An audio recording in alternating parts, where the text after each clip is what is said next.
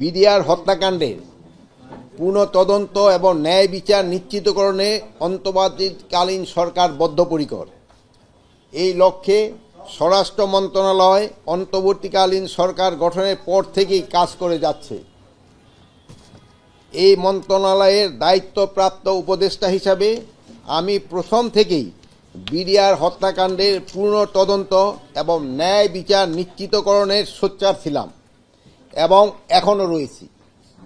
এই বিষয়ে গত 2রা সেপ্টেম্বর 2024 তারিখে স্বরাষ্ট্র মন্ত্রণালয়ে প্রথমবার এবং গত 4 নভেম্বর 2024 তারিখে বিজিবি সদর দপ্তর পরিদর্শনকালে দ্বিতীয়বার ঘোষণা প্রদান করি যে এবং যা বিভিন্ন প্রিন্ট এবং ইলেকট্রনিক এবং অনলাইন মিডিয়ায় প্রচারিত হয়েছে। শুধু স্বরাষ্ট্র মন্ত্রণালয়ের দায়িত্বপ্রাপ্ত উপদেষ্টা হিসেবেই নয়, একজন সাধারণ নাগরিক এবং সেনাবাহিনীর প্রাক্তন সদস্য হিসাবে আমি শুরু থেকেই বিডিআর হত্যাকাণ্ডের ন্যায় বিচার দাবি করে আসছি।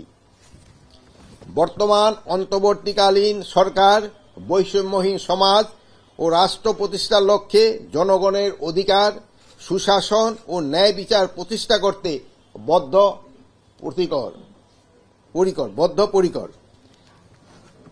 আমি এখন সকলের অবগতির জন্য ঘোষণা করছি, বিডিআর হত্যাকাণ্ডের ন্যায় বিচার নিশ্চিতকরণের জন্য আগামী 5 কার্য দিবসের মধ্যেই একটি তদন্ত কমিটি গঠন করা হবে।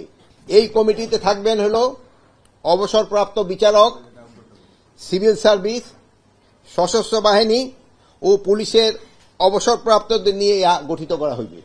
এই সদস্যের সংখ্যাটা এখনো আমরা যেহেতু নিরূপণ করি নাই, এটা 5 জন হইতে পারে, 7 জন হইতে পারে, 9 জন হইতে পারে, বাট এখানে সশস্ত্র বাহিনীর সদস্যের সংখ্যাটা একটু বেশি থাকবে।